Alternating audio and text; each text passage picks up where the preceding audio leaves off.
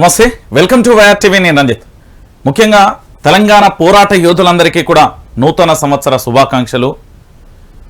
ఈ వచ్చిన కొత్త ప్రభుత్వానికి సంబంధించి ప్రజలందరికీ కూడా పూర్తి స్థాయిలో వాళ్ళు ఇచ్చిన హామీలు నెరవేరుస్తూ తెలంగాణ రాష్ట్ర ప్రజలందరికీ కూడా న్యాయం చేస్తూ ఈ రాష్ట్రంలో ఇంకెప్పుడు కూడా నిరసనల గలం వినిపించకుండా ఎక్కడ సంబంధించిన పోరాటాలు చేయకుండా పూర్తి స్థాయిలో ప్రజల ప్రభుత్వంగా కాంగ్రెస్ ప్రభుత్వం నిలుస్తుందా, లేకపోతే 14 ఏళ్ల ప్రస్థానం కలిగిన బీఆర్ఎస్ ప్రభుత్వం మరొకసారి తన ఉనికిని చాటుతుందా, ఏం జరగబోతుంది అనేది కూడా మనం ఈరోజు చర్చించుకోబోతున్నాం. ముఖ్యంగా నూతన సంవత్సరంలో తెలంగాణ ప్రజలందరికీ కూడా నేను చెప్పేది ఒకటే, మనం కలలుగన్న రాష్ట్రం కోసం ఎన్నో పోరాటాలు చేశాం, ఎన్నో త్యాగాలతోనే ఈ రాష్ట్రం ఏర్పడింది. తెలంగాణ ఉద్యమంలో లాఠీల దెబ్బలు, తూటాల గాయాలు ఇంకా మాననే లేదు. మరోవైపు కేసులకు సంబంధించిన మరకలు అక్కడక్కడ కనబడుతూనే ఉన్నాయి. ఇంకో చోట 2 జనరేషన్లకు సంబంధించిన పూర్తి స్థాయిలో కూడా యువత కూడా వాళ్ళ జీవితాలు వృధా అయిపోయిన పరిస్థితి. అంటే వాళ్ళ గమ్యానికి సంబంధించి చేరుకోకుండానే ఏమీ చేయలేక దిక్కుతోచిన స్థితులలో వాళ్ళ జీవితాలు ఆగమైపోయాయని చెప్పడంలో ఎలాంటి డౌటు లేదు. సరే, మొత్తానికి రాష్ట్రం తెచ్చుకున్నాం. రాష్ట్ర ముఖ్యమంత్రిగా కల్వకుంట్ల చంద్రశేఖరరావు అయితే సీఎం పీఠం మీద కూర్చున్న విషయం మీ అందరికీ తెలిసిందే. అయితే ముఖ్యమంత్రిగా సీఎం పీఠం మీద కూర్చున్న తర్వాత ఎందుకు ఏమైంది అనేది ఇప్పుడు ప్రధానంగా కూడా మనం ఈరోజు చర్చించుకోబోతున్నాం. నేను చూసిన కల్వకుంట్ల చంద్రశేఖరరావు ఒకరైతే, ముఖ్యమంత్రి తర్వాత బాధ్యతల తర్వాత నాకు కనిపించిన ముఖ్యమంత్రి మరొకరు. అయితే ఈ విషయానికి సంబంధించి కాస్త 2 రోజులుగా పూర్తి స్థాయిలో ఎంక్వైరీ చేయడం ప్రారంభించాను. వాస్తవ కోణాలను కూడా ఒకసారి చెప్పే ప్రయత్నం అయితే మేము ముందుంచబోతున్నాను. తెలంగాణ ప్రజలారా ఒకసారి చూడండి. నేను మీ అందరికీ తెలిసిన విషయమే, 2001వ సంవత్సరం, ఆ తర్వాత 2014వ సంవత్సరం, ఇందులో 2009వ సంవత్సరం చాలా కీలకం, మీ అందరికీ తెలిసిన విషయం. ఈ 3 ఘట్టాలు అనేవి తెలంగాణ ప్రజలందరికీ కూడా తెలుసు. ఈ 3 ఘట్టాలకు సంబంధించి ప్రధానంగా ఏం జరిగింది అనేది కూడా మీ అందరికీ తెలుస్తున్నాయి. ఇక్కడ ఏర్పడిన టీఆర్ఎస్ కు సంబంధించి ఇక్కడ వచ్చిన తెలంగాణ ప్రకటన కావచ్చు, ఇక్కడ స్వరాష్ట్రం కావచ్చు, ఈ 3 ఘట్టాలు కూడా అందరికీ తెలిసిన విషయమే. అయితే ముఖ్యమంత్రిగా కేసీఆర్ విధులు నిర్వహించడంలో వైఫల్యం చెందిండా అంటే లేదు అనేది క్లారిటీ వచ్చింది. మరి ముఖ్యమంత్రి గారికి ఎందుకు ఈ స్థాయిలో కూడా 2023 వరకు 18 వరకు ఒక ఘట్టం అయితే 2023 వరకు పూర్తి స్థాయిలో కేసీఆర్కు సంబంధించి ఏం జరిగింది? అందరూ ముఖ్యమంత్రి గారికి సంబంధించి ఎంతో నమ్మకం, ఎంతో ప్రేమతోని వచ్చిన రాష్ట్రాన్ని బంగారు పల్లెంలో ముఖ్యమంత్రి చేతిలో పెట్టడం అది అందరికీ తెలిసిన విషయమే. అయితే ఇక్కడ 2014 వచ్చేటాలకు ఫక్తు రాజకీయ పార్టీగా ఏర్పడింది. ఈ ఫక్తు రాజకీయ పార్టీ ఏదైతే ఉందో బీఆర్ఎస్ పార్టీ అంటే టీఆర్ఎస్ పార్టీకి సంబంధించి కూడా మనం చూసాం. సో ఇలాంటి సమస్యల్లో తెలంగాణ రాష్ట్రానికి సంబంధించి అసలు ఏం జరిగింది, ఎందుకు ముఖ్యమంత్రి గారిలో మార్పు వచ్చింది అనేది తీరా ఆరా తీస్తే ఒక సంచలనమైన కథనాలే మన ముందుకు వచ్చాయి. ఆ సంచలనమైన కథనాలను కూడా ఒకసారి చూద్దాం. తెలంగాణ ప్రజలారా, మీ అందరికీ తెలిసిన కేసీఆర్ను తప్పుతో పట్టించిన మూర్ఖులు కొంతమంది ఉన్నారు. నేను మళ్ళీ చెప్తున్నా, కేసీఆర్ అనే వ్యక్తిని, తన ఆలోచనలను, తన ఉద్యమ స్ఫూర్తిని అన్నింటినీ కూడా భజన బ్యాచ్ ఒకటి స్టార్ట్ అయ్యి కేసీఆర్కు ఒక భజన బ్యాచ్ మోపై పూర్తి స్థాయిలో ఈరోజు అధికారం దూరం కావడానికి వాళ్ళే కారణమయ్యారు. ఒకసారి మీరు గుర్తుపెట్టుకోరి, కల్వకుంట్ల చంద్రశేఖరరావు అంటే పోరాటం, దాంతో పాటు అనర్గళంగా మాట్లాడగల ఆ సత్తా ఉన్న వ్యక్తి. ఎందుకు నేను ఈ విషయం చెప్తున్నాను అంటే, మాటల తూటాలని చెప్పడంలో ఎలాంటి డౌట్ లేదు. అయితే ఇలాంటి వ్యక్తి, పోరాట స్ఫూర్తి కలిగిన వ్యక్తి 14 సంవత్సరాలు ఉద్యమం చేయగలిగింది, కానీ మళ్ళా 10 ఏళ్లకు కేవలం అధికారానికి పరిమితమైన పరిస్థితి ఏంది అనేది నేను ఆరా తీయడం మొదలుపెట్టా. ఇక దీంట్లో చాలా సంచలనమైన విషయాలు అయితే ఏర్పడ్డాయి. ఈరోజు చాలా మంది మిత్రులు కూడా చెప్తున్నా, బీఆర్ఎస్ పార్టీకి సంబంధించిన కార్యకర్తలు కానీ లేకపోతే ఇంకొకరు కానీ మిత్రులారా, మీ అందరూ కూడా వాస్తవాలను తెలుసుకోవాలి. ముఖ్యమంత్రిలో మార్పు రాలేదు. ముఖ్యమంత్రిగా పనిచేసినప్పుడు 2014 నుంచి 2023 వరకు ఈ ఘట్టంలో కొంతమంది మూర్ఖుల వల్ల ఈరోజు బీఆర్ఎస్ పార్టీ అనేది ఓడిపోయింది. ఈ ఓటమికి ప్రధానమైన కారణాన్ని నేను అన్వేషిస్తే కొంతమంది మూర్ఖులు అని తెలిసింది. నేను మూర్ఖులే అంటే వీళ్ళను మళ్ళీ మళ్ళీ చెప్తున్నా మూర్ఖులే అంటే. ఎందుకు అంటే రాష్ట్రానికి సంబంధించి స్వరాష్ట్రాన్ని ఏదైనా ఒక రాష్ట్రం ఏర్పడితే 20 సంవత్సరాల పాటు అధికారంలో ఉండడానికి పూర్తి స్థాయిలో కూడా నిర్విరామంగా శ్రమ లేకుండా పూర్తి స్థాయిలో కూడా ప్రజలకు పరిపాలన అందించడానికి ముఖ్యమంత్రి పనిచేస్తాడు. అయితే అన్న ఇంత మాట అన్నావు కదా, ఈ భజన బ్యాచ్ ఎవరు, ఆ మూర్ఖులు ఎవరు, ఏం జరిగింది ఈ అధికారానికి సంబంధించి అనేది మీరు నన్ను అడగవచ్చు. ఓకే, కొత్త సంవత్సరం వేళ మీకు అన్ని విషయాలు కూడా క్లారిటీగా చెప్తున్నా వినండి. ఒకటి, కేసీఆర్ అనే వ్యక్తి చాలా మంచి వ్యక్తి. ఇది బిఫోర్ 2014 నేను చెప్పేది. ఓకే, ఆఫ్టర్ ఏం జరిగింది 2000 తర్వాత ఇక్కడ ఏం జరిగింది అనేది చెప్తా వినండి. ఇక్కడ 2014 ముందు ఎవరొచ్చినా కూడా కేసీఆర్ ను సింపుల్ గా కలిసేది. అయ్యో మన ముఖ్యమంత్రి, మన ముఖ్యమంత్రి కాలే అప్పటికి కేసీఆర్, మన ఉద్యమ నాయకుడు, మన ప్రియతమ నాయకుడు, మన నాయకుడు, మన కేసీఆర్ అరే మన ఇంట్లో మనిషిరా అనే విధంగా మాట్లాడుకునే కేసీఆర్ 2014 ముందు ఉండే. ఇక్కడ 2014 ముందు జాయింట్ యాక్షన్ కమిటీ కానీ, 2014 ముందు బీజేపీ కానీ, కాంగ్రెస్ కానీ, కమ్యూనిస్టు పార్టీలు కానీ, అంటే సిపిఐ కానీ, సిపిఎం పార్టీలు కానీ, దాంతోపాటు అన్ని పార్టీలను కలిసి, దాంతో పాటుగా మరో రకంగా చెప్పాలంటే ప్రజా సంఘాలుగా చెప్పబడే అన్ని సంఘాలను కానీ, ఇటు విద్యార్థి యువత అన్ని సంఘాలను యువతను కూడా కలవడంలో ముఖ్యమంత్రి సక్సెస్ఫుల్ గా తన ఉద్యమాన్ని పూర్తి స్థాయిలో కూడా నడిపించడం జరిగింది. అయితే 2014 వచ్చేటాలకు ఒక బాధాకరమైన సంఘటన ఏంటంటే, ఇక్కడ కొంతమంది మూర్ఖులు ఉంటారు. వీళ్ళు ఏం చేస్తారంటే కేసీఆర్ అనే వ్యక్తికి భజన పరులు అని చెప్తా నేను. ఈ భజన బ్యాచ్ వల్ల ఏం జరిగింది అంటే, ఒకడేమో సెంటిమెంట్ తోని దేవుడి వైపు డైవర్ట్ చేసిళ్ళు కేసీఆర్ను. ఏంది అంటే విపరీతమైన నమ్మకాన్ని ఇక కేసీఆర్ కు సంబంధించి, సార్ మీరు ఇది చేయాలి సార్, ఇది చేస్తే మంచి అయితే సార్, లేకపోతే కాదు అని ఒక రకంగా కేసీఆర్ అనే ఒక వ్యక్తిని మోటివేషన్ చేసిల్లా, లేకపోతే హిప్నాటిజం చేసిల్లా, లేకపోతే ఇంకేం చేసిర్రు అంటే డైవర్షన్ చేసిల్లు అనేది ఒక క్లారిటీ వచ్చింది మనకి ఇక్కడ. ఏంది అంటే పూర్తి స్థాయిలో. ఆ తర్వాత ఇంకొక మూర్ఖుడు ఏం చెప్పిండు అంటే వీళ్ళ పని భజన చేయడమే. వాస్తవాలను కేసీఆర్ కు చెప్పడు, వాళ్ళకు సంబంధించిన వాస్తవాలను తీసుకువచ్చే వాళ్ళని కేసీఆర్ని కలవనీయడు. కేసీఆర్ని కలవాలి అంటే ఆ భజనకు సంబంధించి ఎంతో కొంత మూల్యం చెల్లించుకోవాలి. ఈయనకు చెల్లించుకుంటేనే ఈయన కేసీఆర్ని కల్పిస్తాడు.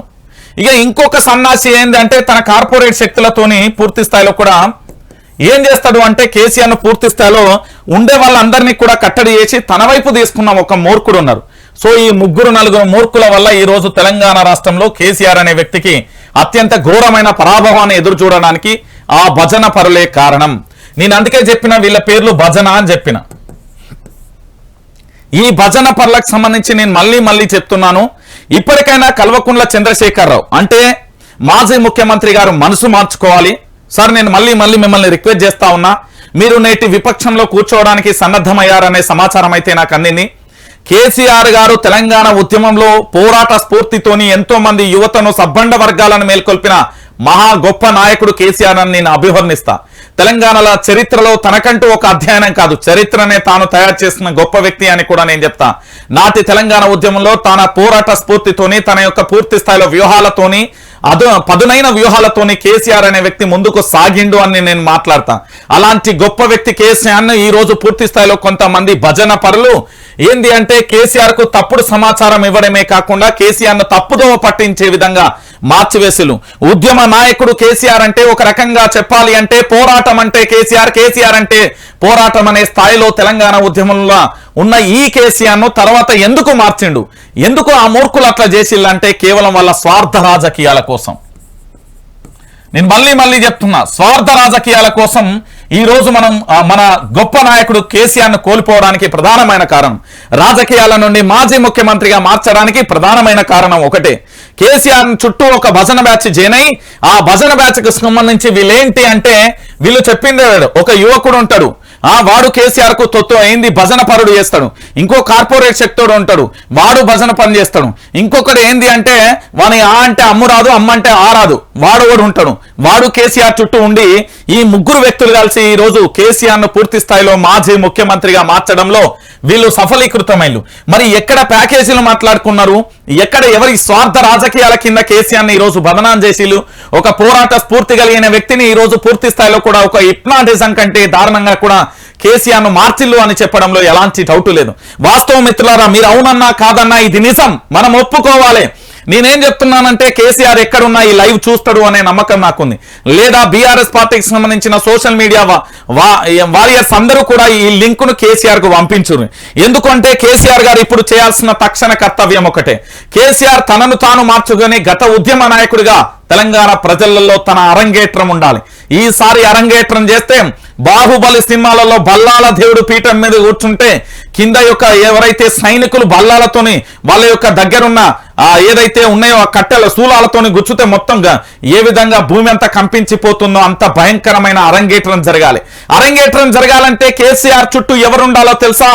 ఆ ఉడుకు రక్తంతో కలిగిన యువతను తీసుకురావాలి కేసీఆర్. కేసీఆర్ అనే వ్యక్తి అరంగేట్రం చేయడంతోనే సరిపోదు, కేసీఆర్ అనే వ్యక్తి యువతను తీసుకురావాలి. కేవలం యువత మీద మాత్రమే బేసై ఉంటాయి నేటి రాజకీయాలు. యువత మొత్తం కేసీఆర్ చుట్టే ఉండాలి. కేసీఆర్ ఎవరిని కలవాలన్నా కూడా కలవనిచ్చే అపాయింట్మెంట్ ఇవ్వగలగాలి. కేసీఆర్ లో పూర్తి స్థాయిలో మార్పు రావాలి.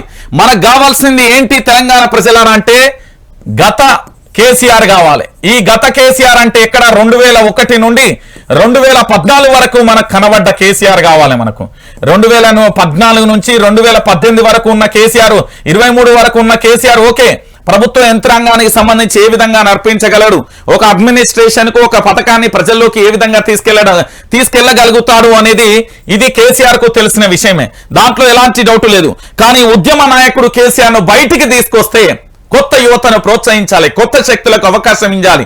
ఎప్పటికీ అదే రాజకీయాలు, అదే కాదు కేసీఆర్ దలుచుకుంటే అక్కడ కుక్కను పెట్టినా గెలుస్తుందని గతంలో చెప్పిన వాక్యం నిజం. ఎందుకంటే అంత గొప్ప చరిష్మా కలిగిన వ్యక్తి కేసీఆర్. మరి అలాంటి కేసీఆర్ ని ఈరోజు విపక్ష పార్టీలో మాజీ ముఖ్యమంత్రిగా కొంతమంది భజన పరులు, నేను చెప్తున్నా మళ్ళీ చెప్తున్నా, ఇగో భజన పరులు ఒక నలుగురు మూర్ఖులు, నేను మళ్ళీ చెప్తున్నా ఒక నలుగురు మూర్ఖులు భజన పరులు ఈరోజు కేసీఆర్ ను డైవర్ట్ చేసి ఉద్యమ నాయకుడిని కాస్త మాజీ ముఖ్యమంత్రిగా చేసి ఈరోజు ఇంట్లో కూర్చోబెట్టిన దుర్మార్గమైన వ్యక్తులు అని నేను అభివర్ణిస్తున్నా. ఎస్, దీన్ని ఈ ఒక్క రోజుతోనే చేయలే, నేను క్లారిటీగా చెప్తున్నా. డిసెంబర్ 22వ తారీఖు నుంచి 30వ తారీఖు వరకు జరిగిన ఒక పూర్తి స్థాయిలో అధ్యయనం నాది. నేను మళ్ళీ చెప్తున్నా, తెలంగాణ గెలుపు గుర్రాలు కాదు. తెలంగాణలో యువత చాలా మంది ఉంది. కేసీఆర్ని గెలవాలంటే కలవనివ్వకపోవడం, కేసీఆర్ ను పూర్తి స్థాయిలో తనకు ఎంత గొప్ప వ్యక్తి అయినప్పుడు కూడా ఏదో ఒక కడ చిన్నటి మైనస్ కడ డైవర్ట్ అవుతాడు. ఈ రోజు అదే జరిగింది తెలంగాణలో. నేను మళ్ళీ చెప్తున్నా, వచ్చిన రాష్ట్రంలో 20 ఏళ్లు పరిపాలించాల్సిన కేసీఆర్ ను 10 ఏళ్లకే పరిమితం చేసిన ఆ భజన బ్యాచ్ దూరం పోవాలి. కేసీఆర్ లో మార్పు రావాలి. ఎలాంటి మార్పు రావాలి? గతంలో ఉద్యమ నాయకుడు కేసీఆర్ అంటే జయహో అనేది, నాడు కేసీఆర్ ప్రెస్ మీట్ పెడుతుండంటే ఒక్కొక్కరి లాగులు దడిచేది. ఆంధ్ర పెత్తందారి వ్యవస్థ 2014లో కేసీఆర్ ప్రెస్ మీట్ పెడుతుండంటే టీవీలకు దాదాపుగా సుమారు 1 కోటి మంది అతుక్కుపోయేది. అరే ఇవాళ కేసీఆర్ ప్రెస్ మీట్ ఉందట, తీయండ్రా ఏంది యూట్యూబ్లలో లైవ్లకు సిద్ధంగా ఉండేది. 2014 తర్వాత మళ్ళీ కేసీఆర్ ప్రెస్ మీట్ పెడుతుండంటే పెట్టిండా అయిపోయిందా అనే కాడికి తీసుకొచ్చి ఈ మూర్ఖులు ఎవరు? కేసీఆర్ భజన పర్లు. నాడు ఉన్న గ్రేస్ నేడు ఎట్లా పోతుంది? రాజకీయాలలో రంజిత్ అట్లా ఎట్లుంటది అనొచ్చు. లేదు, రాజకీయాన్ని శాసించగలగచ్చు, రాజకీయాన్ని ఏదైనా చేయవచ్చు. అలాంటి రాజకీయ ఓనమాలు నేర్పించాల్సిన అవసరం లేదు. తెలంగాణలో వందలాది లక్షలాది మంది నాయకత్వాన్ని తయారు చేసిన చరిత్ర తనది. అలాంటి గొప్ప వ్యక్తిని ఈరోజు పూర్తి స్థాయిలో ఎందుకు ఇట్లా భజన పర్ల వల్ల కేసీఆర్ ఓటమి పాలైండు? ఒక నలుగురు స్వార్థ మూర్ఖులు అని చెప్తా దీన్ని. బీఆర్ఎస్ సోషల్ మీడియా మళ్ళీ చెప్తున్నా, మీరు ఇది వాడుకోర్రి.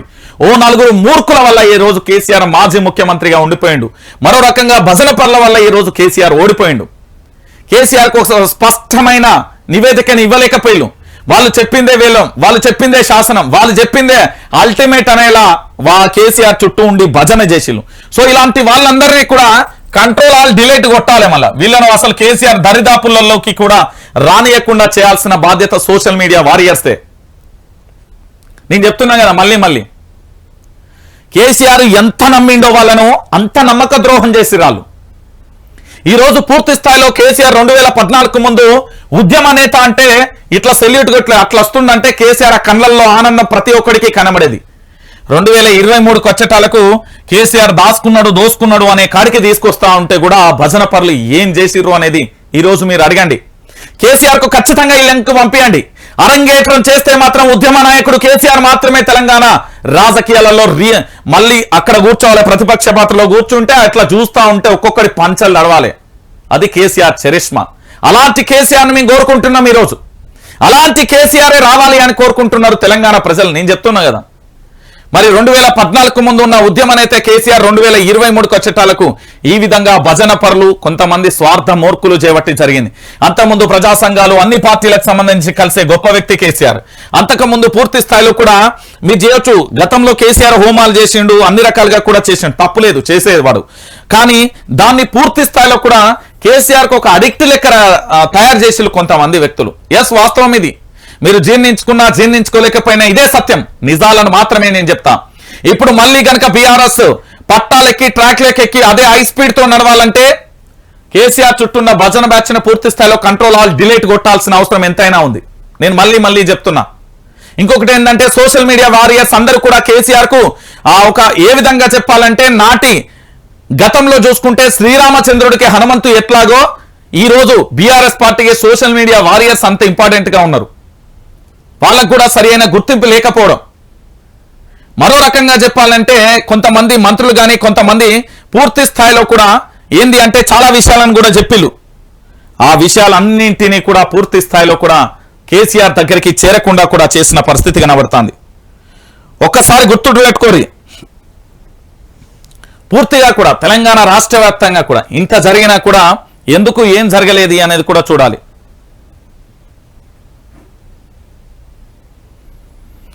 సో మొత్తానికి ఇది కేసీఆర్ కు సంబంధించి ఏంటి అంటే ఈరోజు విపక్షంగా కూర్చోవడానికి కారణం ఏంటి అనేది నేను చెప్పిన. కేసీఆర్ మళ్ళొక్కసారి మీరు పూర్తి స్థాయిలో ట్రాక్లోకి తీసుకురావాలంటే అనేక మార్పులు చేర్పులు కూడా చేయాల్సి ఉంటుంది. కేసీఆర్ చుట్టూ ఉండే భజన బ్యాచ్ కానీ సోషల్ మీడియా వారియర్స్ కానీ పార్టీ కార్యకర్తలని కానీ ఒక దశలో నేను ఎక్కడో విన్నా, బహుశా అది వరంగల్ అనుకుంటా మాజీ మంత్రి లేదా మహబూబ్ నగర్ అన్న అయి ఉండాలి. అక్కడ ఒక మంత్రి అంటా ఉంటాడు, ఏమని అంటాడు చూసినావా, కేసీఆర్ మీరు వస్తేనే మాకు ఓట్లు పడతాయి అంటారు. మరి నువ్వు ఆడ ఎందుకున్నావు, గడ్డి వీక నీకున్నావు, కోడిగుడ్డు మీద ఈకలు వీక నీకున్నావు. అరే అతను ఒక సీనియర్ నాయకుడు, 4-5 సార్లు ఎమ్మెల్యేగా గెలిచిన వ్యక్తి. కేసీఆర్ అనే ఒక వ్యక్తి వస్తేనే ఓట్లు పడతాయి అనే విధంగా కేసీఆర్ ఒక మ్యానిపులేట్ చేసిల్లు అంటే ఇంతకంటే దుర్మార్గం ఇంకేమైనా ఉంటుందా? ఉండదు కదా. ఇగో ఇంత దారుణంగా కేసీఆర్ మ్యానిపులేట్ చేసిల్లు. గుర్తుపెట్టుకోరు, ఉద్యమ పోరాట స్ఫూర్తిని అంటే నరనరాలు ఉన్న కేసీఆర్ అంతా కరిగిచ్చేసి ఈ సన్నాసుల భజన వల్ల. మళ్ళీ ఉద్యమ పోరాట స్ఫూర్తి కలిగిన కేసీఆర్ను చూడాలనుకుంటున్నారు ఈ తెలంగాణ యువత. గుర్తుపెట్టుకోరు. సో మొత్తానికి నేను చెప్పాల్సిన విషయం అయితే చెప్పినా, దాంతోపాటు పూర్తి స్థాయిలో వైఆర్ టీవీ తెలుగు న్యూస్ ఛానల్కి సంబంధించి ప్రతి ఒక్కరు కూడా సబ్స్క్రైబ్ చేసుకోండి. ఇంకొకటి కూడా నేను చెప్తున్నాను, పూర్తి స్థాయిలో మన మరికొన్ని ఛానళ్ళు కూడా రిలీజ్ చేయబోతున్నాం. కొత్త సంవత్సరం అనౌన్స్మెంట్ అనేది ఉంటుంది, దానికి సంబంధించి కూడా నేను చెప్తున్నాను. సో పూర్తి స్థాయిలో మీ సహకారం నాకు చాలా అవసరం.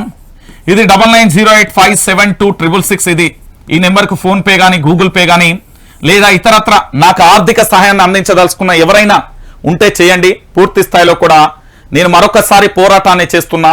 మారింది పార్టీ మాత్రమే, ఇక్కడ ఎవరూ మారలేదు అనే విషయాన్ని మేము ముందు పెడుతున్నా. రైట్, ఇక ఈరోజు ప్రధానంగా కూడా కొన్ని అంశాలను కూడా మీ ముందు ఉంచబోతున్నాను. ముఖ్యంగా ఏం జరిగింది ఏం కథ అనేది కూడా వివిధ దినపత్రికలకు సంబంధించి వచ్చిన న్యూస్ను కూడా మీకు చెప్పే ప్రయత్నం అయితే చేస్తాను. ఒకసారి చూడండి, ఈ అంశాన్ని చూశారు కదా. గుడ్ న్యూస్, ఇకపై కరెంటు బిల్లులు కట్టొద్దు. నేటి సీఎం రేవంత్ రెడ్డి గతంలో ప్రకటన, 200 యూనిట్ల లోపు కరెంటు వాడితే ఫ్రీ. వచ్చే నెల నుంచి కరెంటు బిల్లులు కట్టాల్సిన అవసరం లేదని ఎన్నికల ప్రచారంలోనే స్పష్టం. నాటి పిసిసి చీఫ్ నేటి ముఖ్యమంత్రి రేవంత్ పై పూర్తి విశ్వాసం పెట్టుకున్న ప్రజలు. ఫ్రీ కరెంటుపై ఇప్పటికీ అధికారికంగా రాని ఆదేశాలు. మరోపక్క విద్యుత్ సంస్థల అప్పులపై కొర్రీలు. తీర్చలేని భారం అంటూ సీఎం డిప్యూటీ సీఎం వ్యాఖ్యలు. అసలు ఫ్రీ కరెంటు ఇస్తారా ఎగ్గొడతారా? ఇది ప్రధానంగా కూడా చర్చనీయాంశం. ఊళ్ళల్లో పేద రైతులకు ఉచిత కరెంటు వస్తుంది. వచ్చే నెల బిల్లు కట్టద్దక్క. 200 యూనిట్ల లోపు మీ ఇంటి కరెంటు బిల్లు సోనియమ్మ కడతది. వచ్చే నెల పేదల్లో మీ బస్తీలలో కరెంటు బిల్లులు కట్టద్దు. ఈ మాట అన్నది సాక్షాత్ రేవంత్ రెడ్డి పిసిసి చీఫ్ గా ఎన్నికల ప్రచారంలో సికింద్రాబాద్ నియోజకవర్గంలో మాట్లాడుతూ ఈ వ్యాఖ్యలు చేశారు. కాంగ్రెస్ 6 గ్యారెంటీలలో గృహజ్యోతి పథకం కూడా ఒకటి. ఈ పథకం ప్రకారం 200 యూనిట్ల లోపు ఫ్రీ కరెంట్ అంటూ ఎన్నికల సమయంలో ఉదరగొట్టారు కాంగ్రెస్ నాయకులు. ఇవాళ 1వ తారీఖు, మరో 2-3 రోజులలో బిల్లులు మీ ఇంటికి వస్తాయి. మరి హస్తం పార్టీ ఇచ్చిన హామీల ప్రకారం కరెంటు బిల్లులు కట్టాలా వద్దా? కాంగ్రెస్ నేతల లెక్కల ప్రకారం బిల్లులు కట్టకూడదు, కరెంటు కట్టకపోతే కట్ చేస్తారు విద్యుత్ సిబ్బంది. మరి ఏం చేస్తారు? కట్టకుండా ఉండాలా? ఇది నేను చెప్పిన అంశం కాదండి.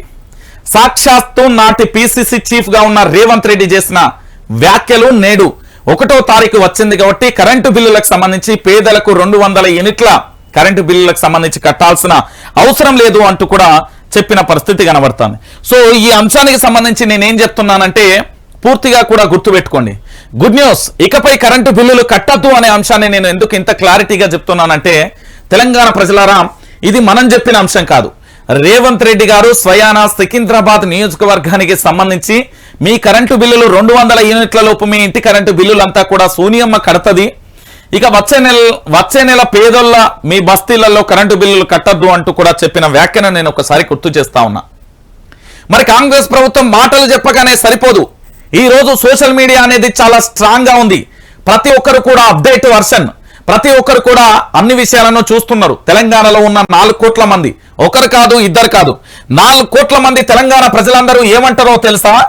ఒకటే మాట అన్నారు నాతోని, పూర్తిగా కూడా ఒకటే మాట. ప్రజల్లోకి వెళ్ళినప్పుడు, ప్రజలతో ఉన్నప్పుడు దాదాపుగా ఈ 2018 నుంచి 2023 వరకు జరిగిన ప్రభుత్వానికి సంబంధించిన ఈ ప్రయాణంలో మేము రాజకీయ నాయకులను పూర్తి స్థాయిలో పరిశీలిస్తున్నాం. ఎవరు ఏం చేస్తున్నారో మాకు తెలుసు. నేటి కాంగ్రెస్ ప్రభుత్వానికి సంబంధించి 6 గ్యారంటీల అమలు గాని లేకపోతే ఇతరత్ర చేయకపోతే మాత్రం ఖచ్చితంగా రానున్న పార్లమెంట్ ఎన్నికలలో గట్టి బుద్ధి చెప్తామంటూ కూడా ప్రజలు మేల్కొని ఉన్నారు. ఎందుకు నేను విషయాన్ని చెప్తున్నానంటే, తెలంగాణ ప్రజలారా, కరెంటు బిల్లులు కట్టవద్దు అని చెప్పింది కాంగ్రెస్. మరి 1వ తారీఖు వచ్చింది. ఇక 2-3 రోజుల నుంచి మీ ఇళ్లలో కరెంటు బిల్లులు వస్తాయి. ఆ కరెంటు బిల్లులకు సంబంధించి పూర్తి స్థాయిలో మీరు ఏం చేయండి అంటే, ఆ కరెంటు బిల్లులను పట్టుకొని పూర్తి స్థాయిలో మీ దగ్గర ఉన్న మీ యొక్క కాంగ్రెస్ పార్టీకి సంబంధించిన ఎమ్మెల్యే, మెంబర్ ఆఫ్ లెజిస్లేటివ్ అసెంబ్లీకి సంబంధించిన అతని దగ్గరికి వెళ్ళండి. వెళ్ళి పూర్తి స్థాయిలో ఎమ్మెల్యే గారు, మరి మీరు కాంగ్రెస్ పార్టీ నుంచి గెలిచిల్లు, మీ పార్టీకి సంబంధించి పిసిసి చీఫ్ రేవంత్ రెడ్డి గారు నాటి సికింద్రాబాద్ నియోజకవర్గానికి సంబంధించి పూర్తిగా కూడా హామీ ఇచ్చిల్లు, ఒక రకమైన భరోసా ఇచ్చిల్లు. మరి ఈ రోజు పూర్తి స్థాయిలో కూడా మీరు మరి కరెంటు బిల్లులు మేము కట్టం, మీరు మీరు ఏదైతే హామీ ఇచ్చిల్లో దాన్ని నిలబెట్టుకోవాల్సిన బాధ్యత ఉంటది. ఎందుకంటే మా పేదోళ్ళు బస్తీ వాళ్ళు ఓటేస్తేనే మీరు గెలిచిల్లు కదా, మరి మీరు గెలవాలంటే ప్రధానమైన కారణం మా ఓటు హక్కే కదా, ఈ రోజు మేము కట్టమని బాజాప్తుగా అడగండి. లేదు కరెంటు బిల్లు కట్టాల్సిందే, మా హామీ మేము తర్వాత నెరవేర్స్తామంటే కుదరదు అని చెప్పండి. ఎందుకు అంటే మాట చెప్పినంత ఈజీగా కాదు. 80,000 కోట్ల రూపాయలకు సంబంధించి ఉన్నది, అప్పులున్నాయి విద్యుత్ డిస్కంలకు సంబంధించి అనే ముచ్చట్లు మాకద్దు. అదే రాజస్థాన్ లో 50,000 కోట్ల డిస్కంల అప్పు కూడా ఉన్నది అనే విషయాన్ని గుర్తు చేయండి. నేను మళ్ళీ చెప్తా ఉన్నా. ఒక రాష్ట్రంతో పోల్చిన కర్ణాటక ఎన్నికలలో కర్ణాటక సంబంధించి కాంగ్రెస్ ప్రభుత్వం అక్కడ పూర్తిగా బస్సులకు ఉచిత ప్రయాణం ఇస్తుంది అని చెప్పిండ్రు. మరి ఇక్కడ కూడా ఇస్తామని ఒక రాష్ట్రంతో పోల్చి చూసినప్పుడు ఇప్పుడు కూడా మనం కూడా పోలుస్తాం. రాజస్థాన్ లో 50,000 కోట్లకు సంబంధించి వాళ్ళు కూడా అప్పులు ఉన్నారు డిస్కంలో, విద్యుత్ లో. తెలంగాణ కూడా ఉన్నది, దానికి మాకు సంబంధం లేదు. మీరు ఇచ్చిన దానికి బరాబరి కూడా మాకు హామీని నెరవేర్చండి. మరి 80,000 కోట్ల అప్పు ఉన్నదని మీకు ముందు తెలియదా? ఏ విధంగా విద్యుత్ సంస్థలకు సంబంధించి మీరు 200 యూనిట్ల లోపు ఉచితం ఇస్తా అన్నారు. మీకు ఒక ఉచిత హామీని ఇస్తే అది పూర్తి స్థాయిలో సామాన్యుడి మీద మరొక రకంగా భారం పడుతుందని మీకు తెలియదా? సామాన్యుడి మీద భారం పడితే అది భవిష్యత్తులో తీవ్ర ఇబ్బందులకు దారి తీస్తుందని మీకు తెలియదా అని ప్రశ్నించండి తెలంగాణ యువత. నేను ఖచ్చితంగా అడుగుతున్నా. ఈ రోజు మీ బాధ్యత కూడా ఉంది. ఎస్, వాస్తవం, కరెంటు బిల్లులకు సంబంధించి ఈ రోజు పూర్తి స్థాయిలో కూడా కాంగ్రెస్ ప్రభుత్వాన్ని చెప్పిన ఏ హామీ అయితే ఉందో దాన్ని కట్టాల్సిన బాధ్యత మీకు లేదు, ఆ అవసరం కూడా మీకు లేదు. కాంగ్రెస్ కు సంబంధించిన నాటి పిసిసి చీఫ్ నేటి ముఖ్యమంత్రి, పిసిసి చీఫ్ గా ఒకరు ఉండి లేదా ముఖ్యమంత్రిగా మరొకరు ఉన్నారంటే మనం ఆలోచించాల్సిన విషయం. నాటి పిసిసి చీఫ్ నేటి ముఖ్యమంత్రి రేవంత్ రెడ్డి కాబట్టి ఖచ్చితంగా కూడా తానే ఇవ్వాల్సిన, తాను హామీ ఇచ్చింది కాబట్టి పూర్తి స్థాయిలో తాను నెరవేర్చాల్సిన బాధ్యత కూడా తనపై ఉంటది. సో మొత్తానికి తెలంగాణ ప్రజలారా, 2024 కొత్త సంవత్సరం ఈ రోజు 1వ తారీఖు, ఇంకో 3 రోజులలో బిల్లులు వస్తాయి. ఆ బిల్లులు పట్టుకొని మీ ఎమ్మెల్యేల దగ్గర పోరు. ఇక హైదరాబాద్ ప్రజలు లేకపోతే ఇతరత్ర ఉంటే మంగళవారం శుక్రవారం మనకి ఎట్లాగూ ప్రజావాణి ఉన్నది, ఇక కరెంటు బిల్లులు వచ్చినాయి మేము కట్టమని చెప్పండి. లేదు కాదు నువ్వు కట్టాలి అంటే మరి ఆ రోజు ఎందుకు హామీ ఇచ్చినావు అని అడుగురు. లేదు మేము గిట్లనే ఇస్తాం, ఇదే పని చేస్తున్నాం అంటే, బిడ్డ 4 రోజులైతే ఏంది స్థానిక సంస్థల ఎలక్షన్స్ ఉంటాయి, దాంతో పాటు పార్లమెంట్ ఎన్నికలు ఉంటాయి. మళ్ళీ మేము ఓటుతోని రాజ్యాంగం ప్రకారం గుద్దుతే మీ యొక్క పీఠం కదిలిపోవాలి అని చెప్పుర్రు. ఓకేనా? ఇది తెలంగాణ ప్రజలు చేస్తారని నేను నమ్ముతా ఉన్నా. ఇక దాంతో పాటుగా మరొక అంశం ఏమని చెప్పిల్లు, పింఛను 4,000 కాదు 2,000.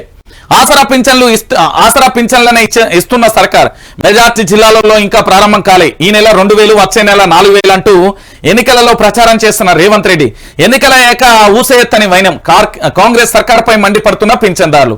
ఒక్కసారి మీరు ఆలోచించాలి. ఇప్పుడు రంజిత్ ప్రశ్నిస్తున్నాడంటే దాంట్లో అర్థం పరమార్థం ఉంటుంది. చాలా మంది తెలియదు సన్నాసులు ఏంది మన వీడియోలు పెట్టుకొని ఏదో కౌంటర్ అటాక్ ఇస్తున్నారట, చిల్లరగాళ్ళు 100 మాట్లాడతారు మనకెందుకు. కానీ నేనేం చెప్తున్నానంటే నాటు విపక్షంగా ఉన్నప్పుడు అంటే 2023 డిసెంబర్ 10వ తారీఖు లోపు నేను విపక్షంగా మాట్లాడిన ఇదే బీఆర్ఎస్ పార్టీని పూర్తి స్థాయిలో విమర్శలు చేసిన. నేను మనసాక్షిగా చెప్తున్నా. తర్వాత నేను ఒక స్టాండ్ తీసుకున్నా. ఏంది, ఓకే కొత్త ప్రభుత్వాన్ని మనసా వాచ కర్మన పోరాటం చేసినాం, మన ప్రాణాలు అడ్డం పెట్టినాం, మనం పోరాటం చేసి పూర్తి స్థాయిలో ప్రభుత్వ మార్పు అనేది జరిగింది. నిన్న కేటీఆర్ కూడా ట్వీట్ చేసిండు 32 యూట్యూబ్ ఛానల్ పెట్టుకుంటే సరిపోవు అనేది. ఎంత బాధాకరమైన విషయం అండి ఇది. ఒక్క నిమిషం ఈ టాపిక్ని ఇక్కడే పెడదాం. నేను ఒకసారి నిన్న కేటీఆర్కు సంబంధించి చేసిన ఆ ఇష్యూ ఏదైతే ఉందో దాన్ని మాట్లాడాల్సిన అవసరం ఎంతైనా ఉంటుంది. ఎందుకు నేను విషయాన్ని చెప్తున్నా అంటే ఎస్ నిజమే, ఏ పత్రికలలో రాయాలి వీళ్ళు రాస్తారే. ఒకసారి వినండి తెలంగాణ ప్రజలారా. ఎందుకు అంటే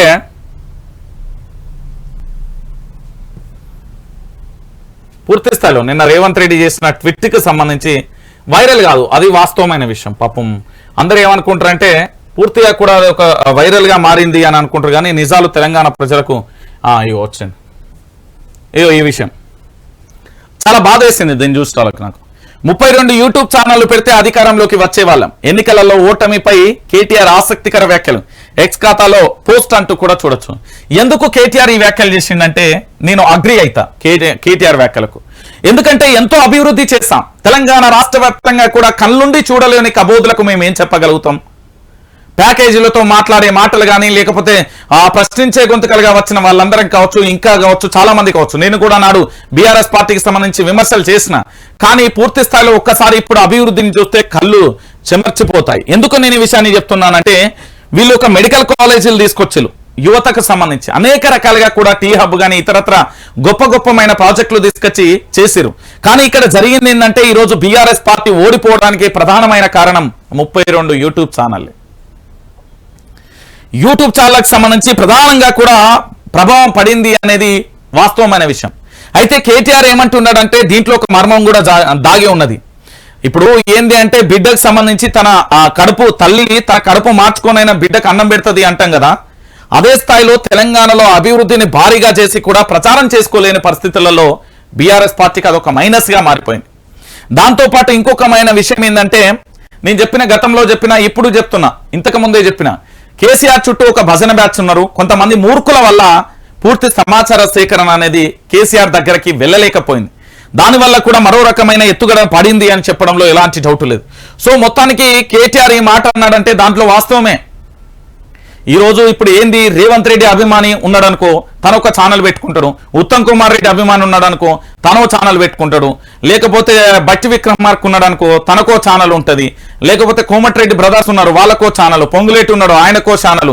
ఇట్లా రకరకాలుగా కూడా వాళ్ళ అభిమానులకు సంబంధించి ఏం చేస్తారు, ఇప్పుడు మనం నిజాలను ప్రశ్నించినా, మనం భగవద్గీత మీద ప్రమాణం చేసినా, లేకపోతే తల్లిదండ్రుల ప్రమాణం చేసినా వాళ్ళకి అవన్నీ పట్టాయి అన్నట్టు. వాళ్ళకి ఎందుకు పట్టాయి అంటే వాడి స్వార్థం ఉంది. వాడికి ఏంది అంటే మన వెనక వాళ్ళు ఉంటారు కాబట్టి పూర్తి స్థాయిలో అన్ని రకాలుగా ఆర్థిక వనరులు సమకూర్చి ఇతరత్ర చేస్తారు కాబట్టి వాళ్ళు ప్రచారం చేయడం అనేది సర్వసాధారణంగా జరుగుతుంది. కానీ నిజాలను తెలంగాణ ప్రజలకు తెలియజేయాలని బీఆర్ఎస్ పార్టీని విమర్శించిన జర్నలిస్ట్ రంజిత్ అనబడే నేనే మళ్ళీ కాంగ్రెస్ పార్టీని విమర్శిస్తే వాళ్ళు తట్టుకోలేకపోతున్నారు. ఎందుకంటే నాకు తెలిసి బహుశా వాళ్ళు ఎట్లా అంటే ఒక రకమైన ఫ్రస్ట్రేషన్కి వచ్చేస్తున్నారు. మరి నాడు తీసుకున్నప్పుడు నేను ఎందుకు తీసుకోలేదు అనేది కూడా వాళ్ళ ఆత్మ విమర్శ చేసుకోవాలి. ఒక వ్యక్తి విమర్శ చేస్తున్నప్పుడు తన ఆరోగ్యకరమైన విమర్శగా తీసుకోవాలి తప్ప అనారోగ్యకరమైన విమర్శగా తీసుకుంటే మనం ఏం చేయలేం.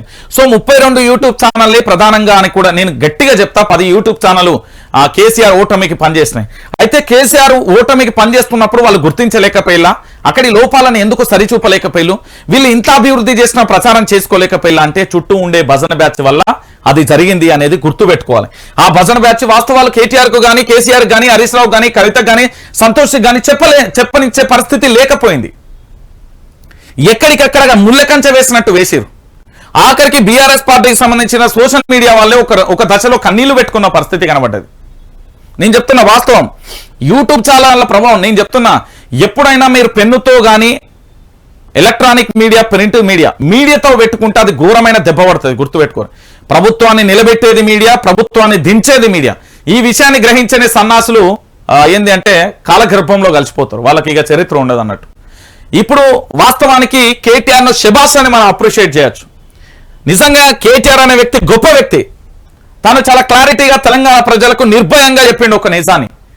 మేము ఎంతో అభివృద్ధి చేసినాం, కళ్ళుండి కూడా చూడలేకుండా కేవలం యూట్యూబ్లో ప్రచారం చేస్తే దాన్ని చూసి నమ్మి రోజు మమ్మల్ని ఓడించిలు, ఇంతకంటే దుర్మార్గం ఇంకేముంటది అనేది తను ఘోరమైన ఓపెన్ స్టేట్మెంట్ ఇచ్చిండు. కేటీఆర్ అనే వ్యక్తి ఒక సామాన్యమైన వ్యక్తి కాదు. నాకు తెలిసి బహుశా నేను దాదాపుగా ఐటీకి సంబంధించి ఇన్ఫర్మేషన్ టెక్నాలజీ పూర్తి స్థాయిలో కూడా ఐటీ డెవలప్మెంట్ ఎట్లున్నది, టీ హబ్ కు సంబంధించి ఆ పరిసర ప్రాంతాలన్నింటితో పాటుగా చాలా మంది ఎన్ఆర్ఐ మిత్రులతో కానీ ఇతరత్ర చాలా మందితో మాట్లాడే ప్రయత్నం చేసిన.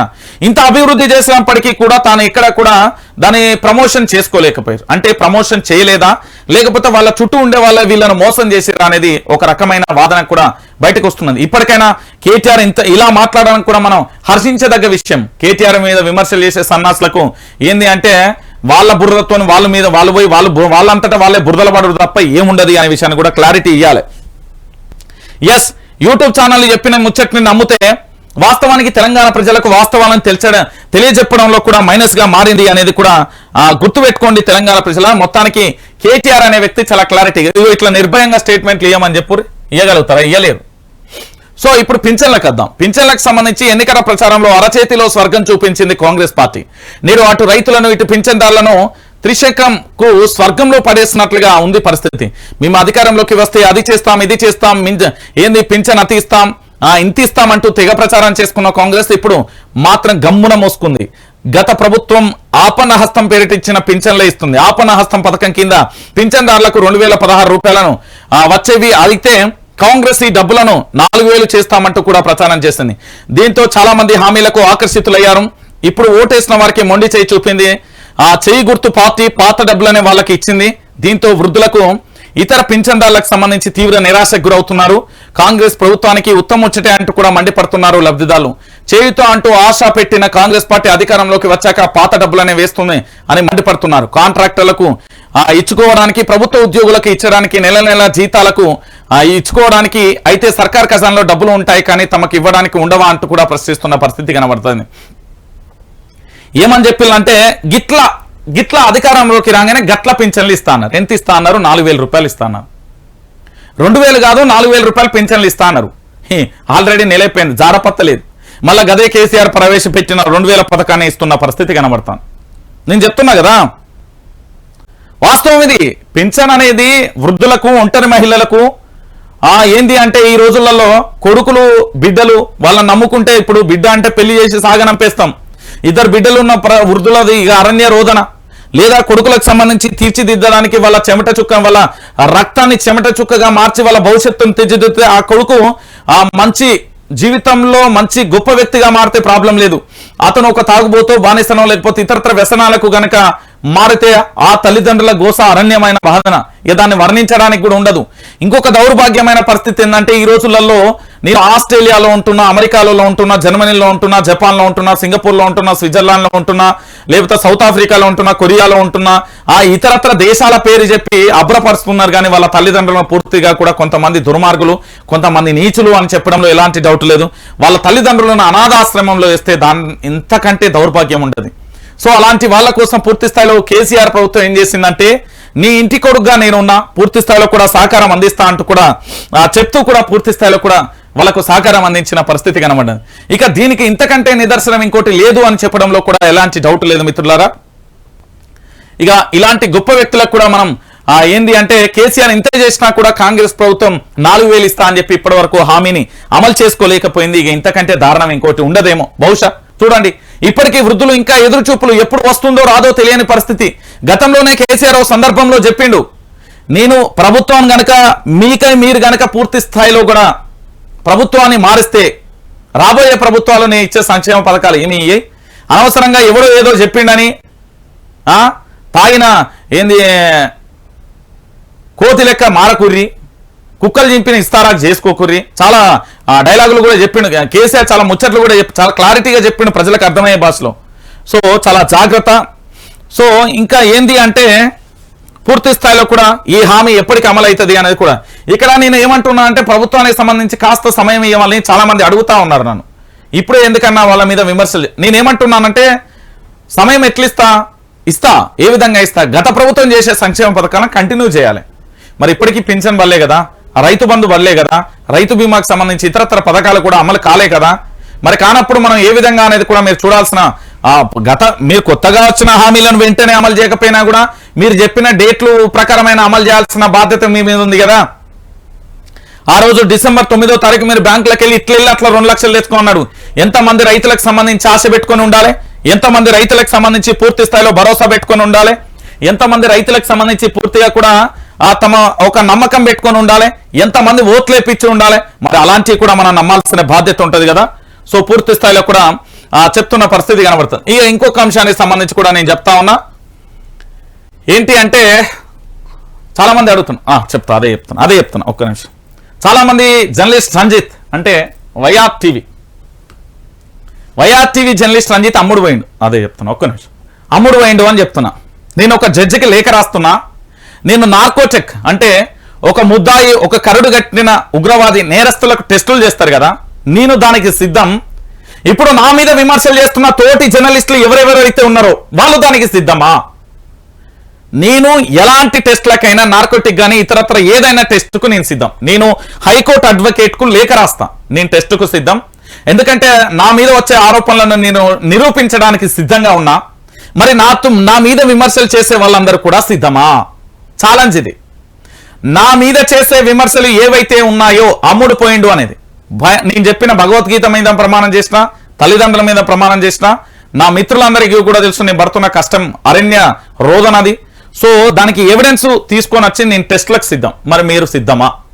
నా మీద విమర్శలు చేసే వాళ్ళందరినీ నేను అంటాను. అమ్ముడు పోయిండు అనే వాళ్ళకి చెప్తున్నా, నేను హైకోర్టు జడ్జికి నేనే లేఖ ఇప్పుడే రాస్తా, లేఖ ఇస్తా. అదేంది నార్కోటిక్ ఏదో టెస్ట్ అంటారు కదా, దాని టెస్ట్కు నేను సిద్ధం. నా లైఫ్ రిస్క్ అయినా పెడతాను, నేను టెస్ట్కు సిద్ధం. నా మీద విమర్శలు చేసే వాళ్ళందరూ కూడా వాళ్ళు కూడా టెస్ట్ చేసుకోవాలి. నేను ఛాలెంజ్ ఇది వైఆర్ టీవీ వేదికగా నేను ఛాలెంజ్ విసురుతున్నా. నేను అమ్ముడు పోయినా నిరూపించరు. రైట్. ఇక మరో ప్రధానమైన అంశం ఏంటంటే తెలంగాణ ప్రజలారా గుర్తుపెట్టుకోరు. ఇక రైతు బంధు పింఛన్లను ఆ పైనే 5వ తారీఖే జీతాలు. ట్రెజరీకి ప్రభుత్వం నుంచి ఆదేశాలు స్పష్టం చేసిన ముఖ్యమంత్రి పొన్నం ప్రభాకర్. రైతులు పింఛన్దారుల కంటే ఉద్యోగులకే ప్రాధాన్యత ఇస్తున్న రేవంత్ సర్కార్. పెట్టుబడి సాయం అందక అన్నదాతలు తిప్పలు, ఆసరా పింఛన్లు అందక వృద్ధులు, దివ్యాంగులు ఎదురుచూపులు, ఆఖరికి అంగవైకల్యం కలిగిన దివ్యాంగులు కూడా ఎదురుచూపులు. సంక్షేమ పథకాలకు అరకొర నిధుల విడుదల, మాకంటే ఉద్యోగుల ఎక్కువ అంటూ కూడా జనం మండిపడుతున్న పరిస్థితి కనబడ్డది. ఈ రోజు తెలంగాణ రాష్ట్ర వ్యాప్తంగా ఎంత ఘోరమైన విషయం అంటే, ఉద్యోగులు ఎందుకంటే ప్రభుత్వానికి ప్రజలకు మధ్య వారధిగా పనిచేస్తారు కాబట్టి ఉద్యోగులలో ఆగ్రహం వస్తే ఏ ప్రభుత్వం నిలబడది అనే చెప్తారు. మరి రైతులకు, పింఛన్దారులకు, వికలాంగులకు పింఛన్ వస్తే ప్రభుత్వం మళ్ళీ కనుమరుగైపోతుంది. చరిత్ర పుటలలో కూడా అంత దారుణంగా కూడా పతనమవుతుంది. ఒక్కసారి కాంగ్రెస్ దెబ్బతిని ఇప్పటికీ సెంట్రల్లో రావడానికి నానా తిప్పలు పడుతున్నది. అట్లుంటది ప్రజల యొక్క దెబ్బ కొడితే. నేను మళ్ళీ చెప్తున్నా కదా తెలంగాణ ప్రజలారా, ఒకసారి మీరు గుర్తుపెట్టుకోరు. ఈ రోజు ఏంది పింఛన్దారులకు సంబంధించి ఈ రోజు రైతు బంధు ఇవ్వలేదు, పింఛన్లకు ఇవ్వలేదు, 5వ తారీఖు వాళ్ళకు మాత్రం జీతాలు ఇస్తామని చెప్తున్న పరిస్థితి కనబడతాను. ఇంతకంటే దారుణం ఇంకొకటి ఉంటుందా? రైతులను అంతహేళన చేస్తారా?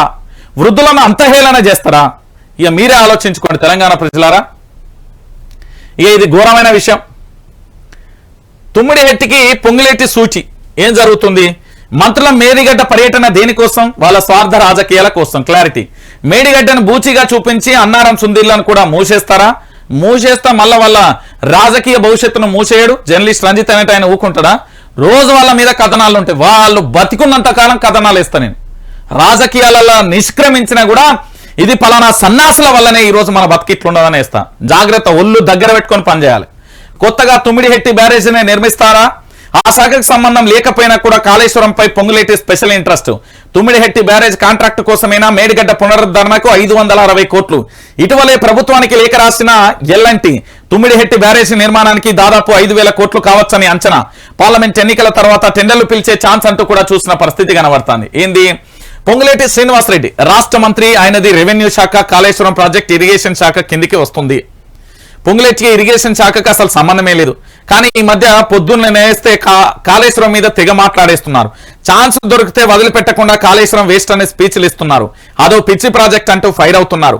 మొన్నటి మంత్రుల మేడిగడ్డ పర్యటనలో ఫైర్ దా fire fire fire fire fire దా అన్నట్టు ఫైర్ అయ్యారు.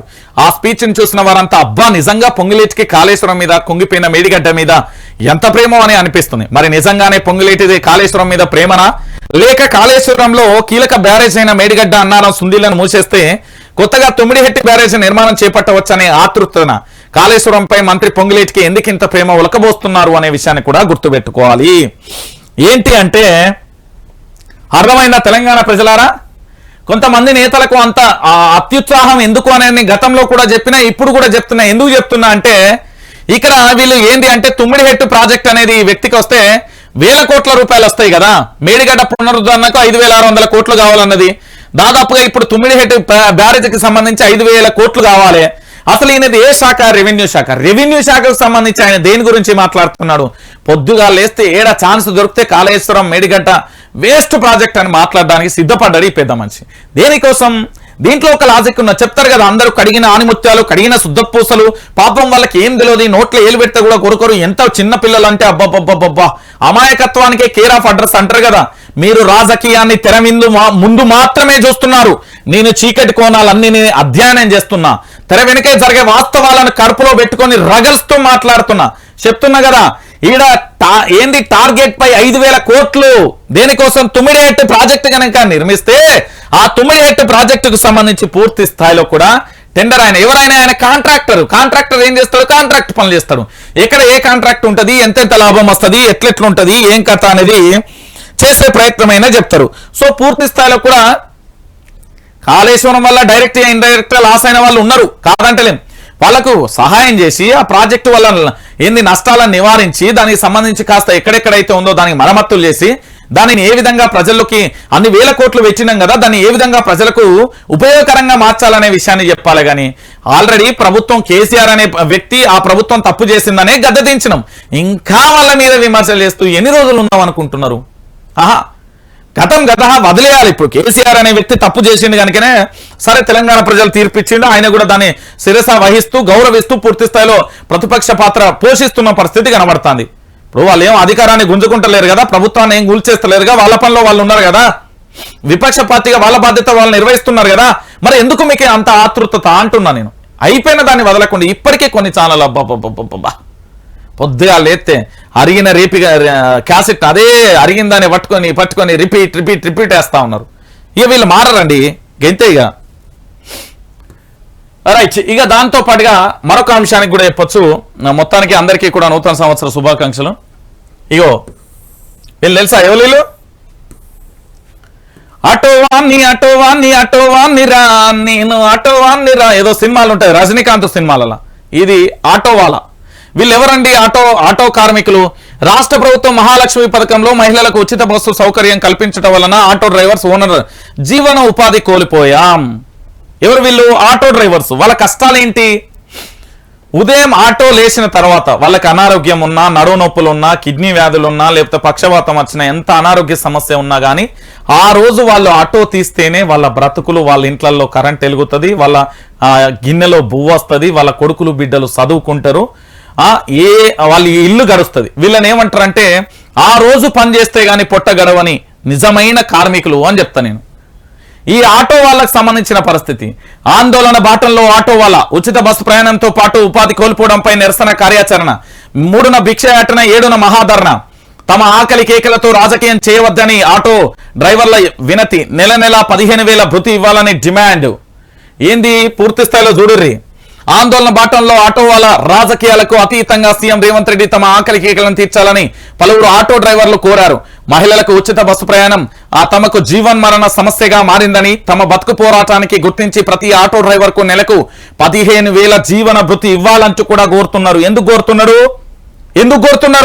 వీళ్ళు ఏం తప్పు చేసిళ్ళు? ఆటో వాళ్ళు కనబడితే వాళ్ళ తప్పున్నా లేకున్నా 3rd డిగ్రీ లేసి అబ్బబ్బబ్బా ఎన్ని చూసినా తెలుసా నేను.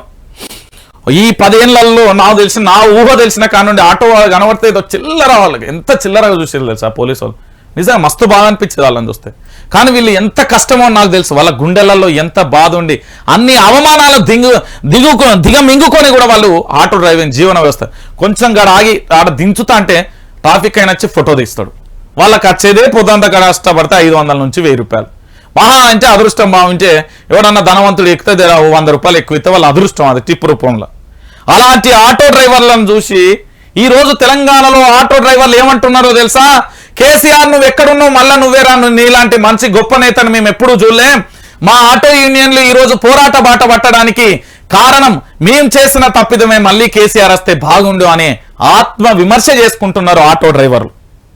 అర్థం చేసుకోర్రి, ఆటో డ్రైవర్లు ఎంత ఘోరంగా వాళ్ళ ఆత్మ విమర్శ చేసుకుంటున్నారంటే మేము తప్పు చేసినాం, మీ కాంగ్రెస్ పార్టీ కార్యకర్త అయినా నేను ఓటు వేసినప్పటికీ కూడా మేము తప్పు చేసినామని వాళ్ళు పూర్తి స్థాయిలో కూడా బాధపడుతున్న పరిస్థితి కనబడుతుంది. ఇంతకంటే దారుణం ఇంకొకటి ఉంటుందా తెలంగాణ ప్రజలారా? ఇంతకంటే దారుణం ఉండదు కదా. ఈ రోజు ఆటో యూనియన్లకు సంబంధించి పూర్తి స్థాయిలో కూడా ఎంత బాధాకరమైన విషయం అండి ఇది.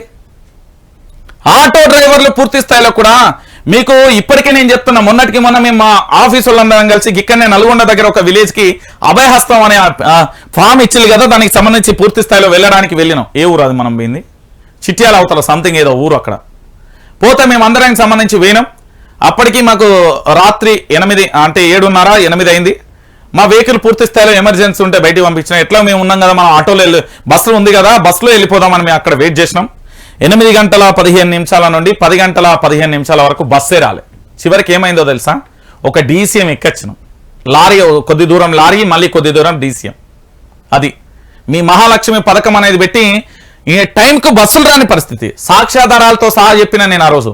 ఒక మాట చెప్తే ఇక్కడ ఒక రాజ్యాంగం ఉంటుంది, ఒక వ్యవస్థ ఉంటుంది, ఓ పోలీస్ స్టేషన్ ఉంటుంది, ఎఫ్ఐఆర్లో నమోదైతే అబద్ధం చెప్పొద్దు అనేది మాకు తెలుసా? అంత నిజాయితీగా ఉన్నాం మేము హౌలేగాల లెక్క విష ప్రసారం చేసేటోళ్ళం కాదు. మీ ప్రభుత్వాన్ని ఉండాలి అంటే మా విమర్శలను ఆరోగ్యంగా తీసుకొని మీ తప్పిదాలను పూర్తి స్థాయిలో మీకు మీరు ఆత్మవిమర్శ చేసుకోరి. ఈ రోజు ఆటో డ్రైవర్ల జీవితాలు ఇంత దారుణంగా ఉన్నాయి అంటే ఇక మనం ఏం చెప్దాం చెప్పుర్రి? ఇంతకంటే దారుణం అయితే ఇంకోటి ఉండదు కదా తెలంగాణ ప్రజలారా, నేను చెప్తున్నా కదా. ఇక దానితో పాటుగా మరో అంశాన్ని కూడా చూద్దాం. ఏంది అంటే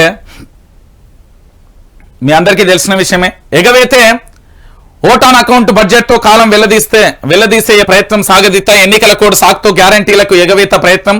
ఫిబ్రవరిలో లోక్సభ ఎన్నికలు వచ్చే అవకాశం, అప్పటిదాకా దరఖాస్తుల పేరుతో సాగదీతేందుకు ఎత్తులు, నిరుద్యోగ వృత్తిలాగే హామీలు ఎగవేసే ఆలోచనలు అంటూ కూడా చెప్పిన పరిస్థితి కనబడ్డది. గీడ హరీష్ రావు అనే మనగాడు ఏం చెప్తున్నాడు తెలుసా? హీరో తెలంగాణ పాలిట ట్రిపుల్ షూటర్ ఎప్పుడైనా ఏం చెప్తున్నా? మొగోని ముచ్చట్లు మాట్లాడుతుండ్రు. ఏమని చెప్తున్నాడు అంటే చాలా క్లారిటీ చెప్తున్నాడు. హరీష్ రావు అనే వ్యక్తి తెలంగాణ ప్రజలకు క్లారిటీగా వివరిస్తున్నాడు, వాస్తవాలని చెప్తున్నాడు. అబద్ధాలు ఈ ప్రభుత్వం ఎట్లా చేస్తుందో చెప్తున్నాడు, వాళ్ళు ఏ కుట్రలు చేస్తున్నాడో చెప్తున్నాడు. ఇనురి మీరే కాదంటే ఇనురి. ఇగో డిసెంబర్ 9నే రైతు భరోసాను రుణమాఫీ ఇస్తామని అన్నారు, ఇచ్చిర్రా? ఇయ్యలే. దీన్ని విమర్శిస్తే రంజిత్ లంగా దొంగ అమ్ముడు వేండ్రా అంటారు. మరి వాళ్ళు చెప్పిన మాటలనే కదా. డిసెంబర్ 9 అనే డేట్ మీరే చెప్పిలు, మేము చెప్పలే. అది మాకు అవసరం లేదు. అది పింఛన్లు 200 యూనిట్ల ఫ్రీ విద్యుత్ హామీ నెరవేర్చలేదు. ప్రణాళిక లేకుండా జాబ్ క్యాలెండర్ ఎలా సాధ్యం? జీవో మార్గదర్శకాలు లేకుండా దరఖాస్తులు తీసుకుంటారా? అధికారిక కార్యక్రమాలలో ప్రోటోకాల్ పాటించనే లేదు. 100 రోజులలో 6 గ్యారంటీల అమలుపై ప్రజలలో ఆందోళన. చిత్తశుద్ధి ఉంటే ఫిబ్రవరిలో పూర్తి స్థాయిలో బడ్జెట్ ప్రవేశపెట్టాలి. ఎన్నికల కోడ్ వచ్చేలోపు 6 గ్యారంటీలు అమలు చేయాలి. మీడియా చిట్చాట్తో కూడా మాజీ మంత్రి హరీష్ రావు అంటూ కూడా ప్రధాన అంశాన్ని చూడొచ్చు.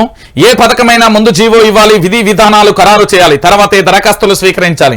కానీ ఎటువంటి విధి విధానాలు లేకుండా పథకాన్ని దరఖాస్తులు స్వీకరించడం రాష్ట్ర చరిత్రలో ఇదే తొలిసారి. అందుకే ఇన్ని సందేహాలు, ఎవరు ఎలా దరఖాస్తు చేసుకోవాలో తెలియక ప్రజలు అవస్థలు పడుతున్నారు అంటూ కూడా చూడొచ్చు. హామీ సాయం ఇంకెప్పుడు? కర్ణాటక సీఎం కు ప్రశ్న నీళ్లు నమిలిన సిద్ధరామయ్య అంటూ కూడా చెప్పిన పరిస్థితి కనబడుతుంది. ఏంది అంటే తెలంగాణ ప్రజలారా, మనల్ని మళ్ళొక్కసారి మోసం చేయడానికి సిద్ధమైల్లు. మీరు మార్పు అన్నారు కదా. మార్పు ఏం జరిగింది అంటే అభయహస్తం ఇచ్చే మీరు అదేంది ఫామ్ ఇచ్చారు కదా, దాన్ని పూర్తి స్థాయిలో కూడా ఫిబ్రవరి వరకు కొనసాగిస్తే ఏమవుతుంది అంటే ఈ లోపు పార్లమెంట్ ఎలక్షన్స్ వస్తాయి. పార్లమెంట్ ఎలక్షన్స్ రాగానే ఏమైతే తెలంగాణలో ఎన్నికల కోడ్ పడుతుంది. ఎన్నికల కోడ్ పడగానే ఏమవుతుంది అంటే ఆటోమేటిక్గా ఎన్నికల కోడ్ ఉన్నది మేము ఏమి ఇవ్వలేమంటారు. ఆ తర్వాత దాన్ని ఓటు ఉంటుంది, ఓటాన్ అకౌంట్ తోని కాలం వెళ్ళదీసే ప్రయత్నం చేస్తారు. ఇది హరీష్ రావు అనే గొప్ప వ్యక్తి చెప్పిండు, వాస్తవమైన విషయం. మాజీ మంత్రి చెప్పిండు, ఆయన ఆర్థిక మంత్రి కూడా చేసిండు కాబట్టి ఆయనకు తెలుసు, వాస్తవమైన విషయం. ఇక దీన్ని కూడా మీరు అబద్ధమే చెప్తున్నారు అంటే ఇక ఇంతకంటే దౌర్భాగ్యం ఏముంటుంది? మనల్ని ఎట్లా మోసం చేస్తున్నారో చెప్పిండు కదా హరీష్ రావు అనే వ్యక్తి. ఇక అర్థం చేసుకోరు తెలంగాణ ప్రజలారా, వాస్తవమైన విషయం. ఇక ఇది ఘోరం. ఇగో మీరు తెలంగాణ ప్రజలు చూసిల్లుగా, కిట్లకు మంగళం ఏంది ప్రశ్నగా మారుతున్న పోషకాహారం, అయిపోయిన న్యూట్రిషన్ కిట్ల నిల్వలు, నిలిచిపోయిన ప్రభుత్వ కొనుగోలు, ఎంసీహెచ్ కిట్ గా పేరు మారిన కేసీఆర్ కిట్టు, ఆర్థిక సాయంపై కొరబడిన స్పష్టత అంటూ కూడా చూడొచ్చు. అసలు దీన్ని కొనసాగిస్తారా లేదా అనే చర్చ తెలంగాణ మొత్తం మొదలైంది. ఇప్పుడు దీని పేరు ఏంది, ఎంసీహెచ్ కిట్ గా కూడా రాష్ట్ర ప్రభుత్వం మార్చింది. దీని పేరు కేసీఆర్ కిట్ ఉండే. ఎందుకంటే బాలింతలకు సంబంధించి పోషకాహారానికి సంబంధించి పూర్తి స్థాయిలో కూడా అన్ని రకాలుగా కూడా వాళ్ళకు ఆరోగ్యంగా కూడా సపోర్ట్ చేయడానికి పోషకాహారాలకు సంబంధించి ఒక కిట్టును కేసీఆర్ కిట్టు పేరు మీద ఇచ్చింది. ఆ నిల్వలు అయిపోయినాయి, దాని గురించి ఇప్పటి వరకు జాడపత్త లేని విషయం. ఇంకొక బాధాకరమైన విషయం ఏంటంటే కేసీఆర్ కిట్టును కాస్త పేరు మార్చిలు, ఎంసీహెచ్ కిట్ అనే పేరు పెట్టిలు. మరి ఆ ఎంసీహెచ్ ఏందో ఆ కథ ఏందో ఒకసారి తెలంగాణ ప్రజలారా మీరు ఆలోచించండి. ఇంత దారుణమా? పథకాలను కూడా కొనసాగించలేనప్పుడు వాళ్ళకి ఏం ప్రభుత్వం నడుపుతారా? ఇగో తెలంగాణ మహారాష్ట్ర సరిహద్దులలో వార్దా బారాజ్ నిర్మాణానికి ప్రతిపాదన స్థలం, వార్దాపై సందిగ్ధత, మంత్రి ఉత్తమ్ ప్రకటనతో బారాజ్ భవిత ప్రశ్నార్థకం అంటూ చూడొచ్చు. ప్రాణహిత బారాజ్ కు కాంగ్రెస్ ప్రభుత్వం ఆసక్తి, అక్కడ అసాధ్యమని గతంలోనే తేల్చిన ఇంజనీర్లు. ప్రతికూల పరిస్థితులు, అత్యధిక వ్యయమే కారణం, అనుమతులకు అడ్డంకిగా చెప్రాల్ అభయారణ్యం. తుమిడిహెట్టికి ప్రత్యామ్నాయంగా వార్తాపై బ్యారేజ్ నిర్మించాలని గతంలో కేసీఆర్ ప్రభుత్వం నిర్వహణ 4550 కోట్లకు సంబంధించి సిడబ్ల్యూసీకి డిపిఆర్ సమర్పణ. ఇప్పటికే హైడ్రాలజీ క్లియరెన్స్ సైతం మంజూరు, వాటిని కాదని ప్రాణహిత వైపు ప్రభుత్వం. ఎందుకంటే ఇప్పుడు ఏంది బీఆర్ఎస్ కు సంబంధించిన పార్టీలు చేసిళ్ళు, దీంట్లో మనకెందుకు, మనం నచ్చిన కాడి పోదాం, పైసలు పెంచుదాం. ఇప్పుడు కేసీఆర్ మీద విమర్శ చేసి మీకు గుర్తుందో లేదో, మీకు అందరికీ గుర్తుండాలో లేదో, మీరందరూ కూడా ఒక విషయాన్ని గుర్తుపెట్టుకో తెలంగాణ ప్రజలారా.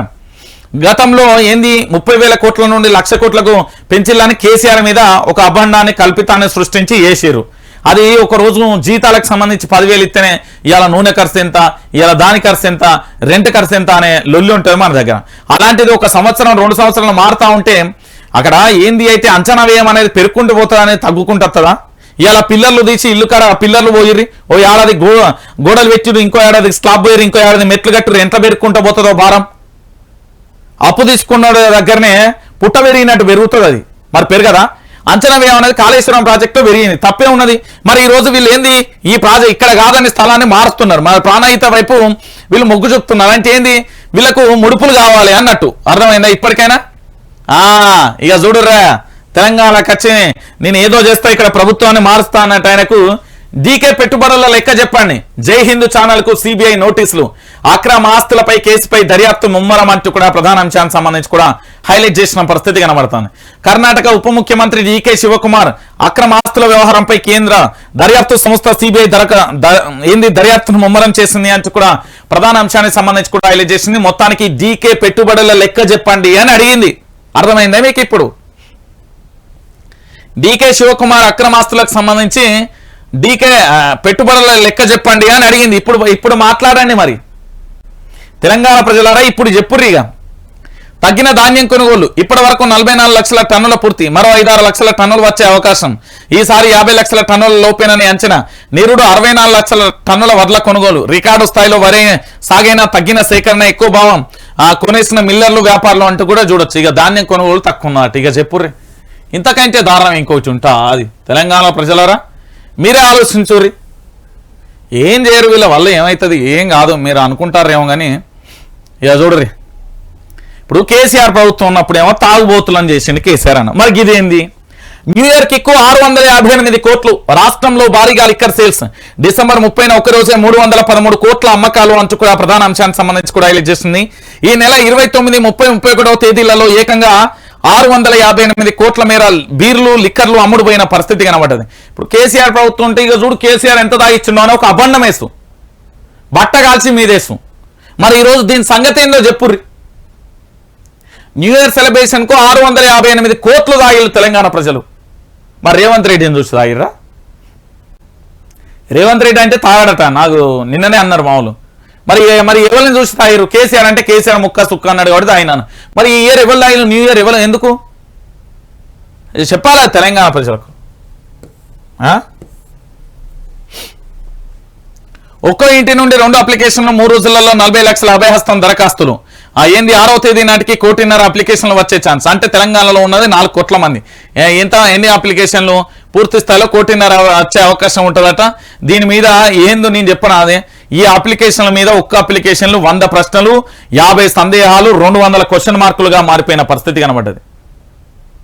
ఈ అభయహస్తం పేర్లు ఏం లేదన్నా నేను మళ్ళీ చెప్తున్నా. రేషన్ కార్డు, ధరణి, లేకపోతే ఇతరత్ర వినతులని మీ దగ్గర తీసుకుంటారు.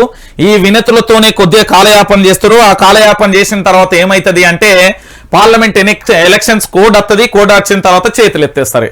ఇట్లా చేతులు ఎత్తి ఇట్లా డాన్స్ చేస్తారు. ఇదే అవుతుంది. మీరు చూడుర్రి, తెలంగాణలో గదే అవుతుంది. వాస్తవమైన విషయం గుర్తుపెట్టుకోర్రి. ఇది తెలంగాణ ప్రజలారా.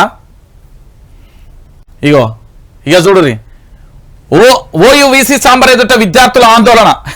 ఆఖరికి రేవంత్ రెడ్డి ప్రభుత్వానికి తప్పని చిక్కులు. ఏంది? ఓయూవీసీని హైదరాబాద్కు చెందిన అప్పటి ఓ మంత్రి కాకతీయ యూనివర్సిటీ వీసీని అప్పటి ఓ ఎమ్మెల్సీ పట్టుబట్టి నియమించుకున్నట్లుగా వాదనలు ఉన్నాయి. తెలంగాణ యూనివర్సిటీ నియామకంలో బీఆర్ఎస్ ఎంపీతో పాటు ఓ ఐఏఎస్ ఆఫీసర్ పాత్ర ఉందన్న ఆరోపణ. Telugu university, Ambedkar open university వీళ్ళ యూనివర్సిటీలను మార్చాలి. మీరు యూనివర్సిటీలకు సంబంధించి వీసీలను కాదు మీరు మార్చాల్సింది. ఏమని మార్చామనాలి తెలుసా? ఒక పని చేయరి, పూర్తి స్థాయిలో యూనివర్సిటీల అధ్యాపక నియామకాలు చేయమన్నారు, యూనివర్సిటీల నిధులు విడుదల చేయమన్నారు, ఫ్యాకల్టీని పెంచమన్నారు, అడ్మిషన్లు పెంచమన్నారు, నాణ్యతాయుతమైన స్కిల్స్ ఉన్నాయి చెప్పమని చెప్పుర్రు. ఇప్పుడు కొత్త ముచ్చటెత్తుకున్నాడు పెద్ద మనిషి. స్కిల్స్ ఎక్కడ ఉన్నాయి తెలంగాణ యువతకు అంటాడు. మరి ఇన్ని రోజులు ఏ గూట్ల చేయి పెట్టిండా, మరి ఏడవైండో తెలియదు. ఆయన మన మీద కుట్రలు స్టార్ట్ చేసిండు. ఆ పెద్ద మనిషి స్టార్ట్ చేస్తుండు. ఉన్నది మా దగ్గర లెక్క చిట్టా అంతా ఉన్నది, చెప్తాం. ఇప్పుడు రంజిత్ ఏందో ఇప్పుడు చూపెడతా. ఏం తమాషా? ఎన్ని రోజులు అంటే ఏదో కేసీఆర్ గవర్నమెంట్ ఉన్నది కదా అని చెప్పడే. కాంగ్రెస్ ప్రభుత్వం వచ్చినాక కూడా మంచిగా ఉంటుంది కదా అనుకున్నా, కానీ ఇంత దుర్మార్గంగా ఉంటుందని నేను అనుకోలే. నేను చెప్తున్నా కదా. ఇక మొత్తానికి వీసీ కాదు, మొత్తానికి అందరినీ మారవమని చెప్పుర్రి. ఇక ఆదివారం ఐఏఎస్ ఆఫీసర్ అసోసియేషన్ క్లబ్ బేగంపేటలో నిర్వహించిన న్యూ ఇయర్ వేడుకలలో పాల్గొన్న సీఎం రేవంత్ రెడ్డి అంటూ కూడా ప్రధాన అంశానికి సంబంధించి హైలైట్ చేసిండు. మొత్తానికి ఐఏఎస్ ఆఫీసర్ అసోసియేషన్లో రేవంత్ రెడ్డి కుటుంబ సభ్యులు దంపతులు అయితే ఉన్న పరిస్థితి అయితే మీరు చూస్తున్నారు. దానికి సంబంధించి కూడా మీరు చూడొచ్చు ఏం జరిగింది, ఏం కథ అనేది. ఇక మొత్తానికి పార్లమెంటరీ షెడ్యూల్ లోపే గ్యారంటీలు అమలు చేయాలంటే వాళ్ళు చేయరారిస్తున్నా. వాళ్ళు ఎందుకు చేస్తారే? వాళ్ళు చేసేటోళ్ళు అయితే ఎప్పుడూ చేయాల్సిన వాళ్ళు ఉండే, వాళ్ళే చేస్తారు. ఇక చూడు తెలంగాణలో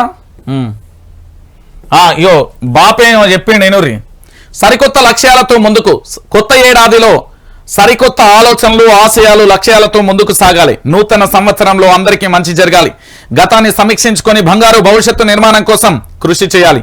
ప్రతి ఇంటా సంతోషాలు వెళ్లి విరియాలి అని గులాబీ బాస్ కేసీఆర్ చెప్పిండు. వీళ్ళు ఏం చెప్తున్నారు? అయ్యో, కొత్త ఏడాదిలో గ్యారంటీల ఫలాలు, కొత్త ఏడాదిలో ప్రతి పౌరుడి ఆకాంక్షలు నెరవేర్చాలి. రాష్ట్రంలోని ప్రతి గడపలో సౌభాగ్యం వెల్లివిరవాలి. ఈ ఏడాది రైతు, మహిళా, యువత నామ సంవత్సరంగా సంకల్పం తీసుకుంటాం. ఇప్పటికే 2 గ్యారంటీలు అమలు చేస్తున్నాం. కొత్త ఏడాదిలో మిగిలిన వాటిని కూడా వీళ్ళు సంక్షేమ పథకాలు అమలు చేస్తా అంటే బాపు ఎంత మంచిగా చెప్పండి తెలుసా? కొత్త ఆశయాలు, కొత్త ఆలోచనలు, లక్ష్యాలతో ముందుకెళ్ళాలి, బంగారు భవిష్యత్తును నిర్మించుకోవాలని చెప్తే వాళ్ళ పార్టీ ముచ్చట ఆయన భజన చేసిండు. ఇక అర్థమైందా ఇప్పటికైనా? ఇగో తెలంగాణ ప్రజలకు మళ్ళొక ఏంది అశుభమైన వార్తను, శుభమైన వార్తను ఇక మీరే డిసైడ్ చేసుకోండి. ధరణి ప్లేస్ లో భూమాత అంటే మీరు గతంలో అన్నారు పట్టాదారు పాస్బుక్ అట్ట పేజ్ ఒక్కటే మారింది తప్ప ఏం మారలే అన్నారు. మరి ఇలా దీని పరిస్థితి ఏంది? ధరణి ప్లేస్ లో ధరణి పేరు మాత్రమే మారుతుంది తప్ప మీరు మొత్తం మారది. ఏమని చెప్పిందంటే రాష్ట్రానికి సంబంధించిన హైకోర్టు 12 రకాల సూచనలు చేసింది. ధరణిలో ఈ 12 రకాలు మారిస్తే సరిపోతుంది అని చెప్పింది. కానీ ఈ రోజు ధరణి పేరును కేవలం ఏంది ఆడనేమో అట్ట పేపర్ మార్చినా అన్నారు. వీళ్ళు ఏం చేస్తారంటే పేరు మారుస్తారు, ధరణిని కాస్త భూమాతగా మార్చే ప్రయత్నం చేస్తారు తప్ప అంతకు మించి ఏం చేయరు. ఈ భూమాతతోని ఏం చేస్తారు, ఏం కథ? ఇగో సెక్రటరియట్ లో 6వ అంతస్తులో స్పెషల్ ఏంది సీఎం రెవెన్యూ మంత్రుల రెగ్యులర్ పర్యవేక్షణ, ఏంది డీసెంట్రలైజేషన్ ప్రక్రియ కసరత్తు మొదలు. పలు మాండ్యులాల్లో సవరణలకు ప్లానింగ్, అమల్లోకి వచ్చే ఇబ్బందులపై రివ్యూ మీటింగ్లు, అవసరమైతే మార్పులు చేర్పులకు కూడా ఛాన్స్ అంటూ కూడా చూడొచ్చు. తహసీల్దార్లకి లాగిన్ అధికారులు ఇచ్చే ఆలోచన, మండల స్థాయిలోనే సమస్యల పరిష్కారంపై ఫోకస్. చూద్దాం వీళ్ళ భూమాత ఏ వరకు మాత అవుతుందో చూద్దాం, లేకపోతే ఏమైనా అవుతుందా ఏం కథ అనేది కూడా మనం చూడాల్సిన పరిస్థితి అయితే కొనసాగుతుంది. దాంతో పాటుగా చూడొచ్చు. ఇక లోక్సభ వారిలో ఎవరు ఉంటారు ఏం కథ అనేది కూడా కొద్దిగా టైం పడుతుంది, వాళ్ళు ఏం చెప్తారు అనేది కూడా ఇలా దత్తత ఏం రాసి ఉండో చూద్దాం. ఇలా దత్తత ఆంధ్రజ్యోతి తెలుసుగా దత్తత ఇది. రేవంత్ రెడ్డి షాన్ దగ్గర దోస్తులు వీళ్ళు ఏమున్నాయి ఏం లేవు. ఇక ఇలా ఏమైనా కనబడతానే మీకు? కొత్త సంవత్సరానికి సంబంధించి కొత్త పెన్షను, కూలీ నుంచి సాఫ్ట్వేర్ దాకా అయిందనే ఒకే రోజు 40 కోట్లకు సంబంధించి ఏంది డ్రగ్స్ వాడకదారుల అందరు ఉన్నారు అని చెప్తున్నారు. విశాఖలో గ్యాంగ్ ఇవన్నీ ఉన్న ముచ్చట్లు. ఇవన్నీ 300 స్థానాలలో కాంగ్రెస్ పోటీ. ఇదేందో చూద్దాం. హైదరాబాద్లో డ్రగ్స్ వాడకదారుల అరెస్టు, మాంద్యక ద్రవ్యాల అలవాటు పడిన ఏపీ యువకుడు, అందుకోసమే లోన్ యాప్ల నుంచి భారీ రుణాలు, వాటిని తీర్చలేక స్నేహితులతో కలిసి డ్రగ్స్ స్మగ్లింగ్, కొత్త సంవత్సరం వేడుకల కోసం ఢిల్లీ నుంచి సరకు అంటూ కూడా చెప్పిన పరిస్థితి కనబడుతుంది. సో మొత్తానికి ఏంది అంటే యువత ఎట్లా పెడదారి పాడిపోతుంది అనేది కూడా మీరు చూస్తున్నారు. ఇక ఇంకొక అంశం ఏంటంటే తెలంగాణ ప్రజలారా ఇంకొక విషయాన్ని కూడా మేము ముందుంచబోతున్నా, ఒకసారి గుర్తుపెట్టుకోరి. వాస్తవాలను తెలంగాణ ప్రజలందరూ కూడా గుర్తుపెట్టుకోవాలి. నిజానికి తెలంగాణ రాష్ట్ర వ్యాప్తంగా ఏం జరుగుతుంది, ఎట్లా జరుగుతుంది అనేది కూడా నేను చెప్పే ప్రయత్నం అయితే చేస్తున్నా. తెలంగాణ రాష్ట్ర రాజకీయాలలో మీరు అనుకున్నట్టుగా కొన్ని వాస్తవాలను కూడా మీరు జీర్ణించుకోవాలి. నేను చెప్పే ప్రతి విషయాన్ని చెప్తున్నా. నేను ఏమంటున్నానంటే నార్కోటిక్ టెస్ట్ ఏదైతే ఉందో దానికి సిద్ధం. నేను ఇప్పటికిప్పుడు మన ఎవరు హైకోర్టుకు సంబంధించిన జడ్జికి కూడా నేను లేఖ రాయడానికి సవాల్ విసురుతున్నా. లేదు నేను కూడా సిద్ధమైతే నాతో పాటు అందరు రావాలి. గత ప్రభుత్వానికి సంబంధించి ఎన్నెన్ని యూట్యూబ్ ఛానళ్ళు ఉన్నాయో వాళ్ళందరికీ సంబంధించి కూడా ప్రతి ఒక్కరు కూడా చూడుర్రి. ఇక ఇంకొక ముచ్చట ఏంటంటే తెలంగాణ ప్రజలారా గుర్తుపెట్టుకోరి, ఒక చిన్న రిక్వెస్ట్. నేనేమంటున్నా అంటే తెలంగాణ ప్రజలారా, తెలంగాణ రాష్ట్ర వ్యాప్తంగా ఇప్పటి వరకు మీరు పూర్తి స్థాయిలో కూడా చాలా విషయాలను కూడా మీరు చూసిరు. నేను ఎందుకు ఈ విషయాన్ని చెప్తున్నా అంటే ఇప్పటి వరకు ఉన్న యూట్యూబ్ ఛానల్ అయినా ఇతరత్ర కానీ నేను మీ పక్షానే పోరాటం చేస్తున్నా. నా మీద విమర్శలు చేసిన వాళ్ళందరూ కూడా గతంలో ఇదే విమర్శలకు సంబంధించి స్వీకరించాలి. ఇప్పుడు ఎందుకు స్వీకరించలేకపోతున్నారు అనేది నెంబర్ 1 పాయింట్. ఇంకోటి నార్కోటిక్స్ సంబంధించిన టెస్ట్కు నేను సిద్ధం. ఇంకొక రకంగా ఛాలెంజ్ చేసిన. మూడోది ప్రధానంగా కూడా నేను అప్పుడు ప్రశ్నించే గొంతుగా ఇప్పుడు ప్రశ్నించే ప్రభుత్వం మారింది, నాకు సంబంధం లేదు. సమయం అనేది నేను వాళ్ళు ఇచ్చిన డేట్లతో సహా అడుగుతున్నా. ఇక ఇంకొక అంశానికి సంబంధించి ఒక అభ్యర్థన వచ్చింది. ఏంది అంటే వరంగల్కి సంబంధించిన హజార్ హాస్పిటళ్లలో ఒక పేషెంట్ నిన్న యాక్సిడెంట్తో ఉన్నారట. వాళ్ళ కుటుంబానికి సంబంధించి పూర్తి స్థాయిలో కూడా ఎవరైనా సహాయం చేయదలుచుకుంటే పూర్తి స్థాయిలో చేయండి. ఇగో ఇది వాళ్ళ బ్యాంక్ డీటెయిల్స్. ఎవరైనా ఏంది ఉన్నత వర్గం అంటే పూర్తి స్థాయిలో ఆర్థికంగా బలపడిన ఎవరైనా ఉంటే వాళ్ళకి సంబంధించి ఈ నెంబర్కి ఫోన్ పే కానీ గూగుల్ పే ఉంది, వాళ్ళ బ్యాంక్ డీటెయిల్స్ ఇవి మనల్ని అడిగిళ్ళు. సో పూర్తి స్థాయిలో కూడా ఓ పేద కుటుంబానికి సాయం చేయడంలో తప్పులేదు. హజార్ హాస్పిటల్లో ఉన్నారట. పేషెంట్కి సంబంధించి ఎవరైనా సాయం చేస్తే కూడా చేయండి. పూర్తి స్థాయిలో ఆ డీటెయిల్స్ సంబంధించి కూడా నేను ఇక్కడ డిస్ప్లే చేసిన. ఇక రైట్, మొత్తానికి YR TV Telugu news channel ప్రతి ఒక్కరూ సబ్స్క్రైబ్ చేసుకోండి. పూర్తి స్థాయిలో వాస్తవాలను వినడానికి సిద్ధంగా ఉండండి. ఆరోగ్యకరమైన విమర్శలను తీసుకోండి. అనారోగ్యకరమైన వాతావరణం మనకద్దు. మనది ఒకటే బాట, పోరాట బాట. పోరాటంలోనే మనం పూర్తి స్థాయిలో పోరాటం చేద్దాం.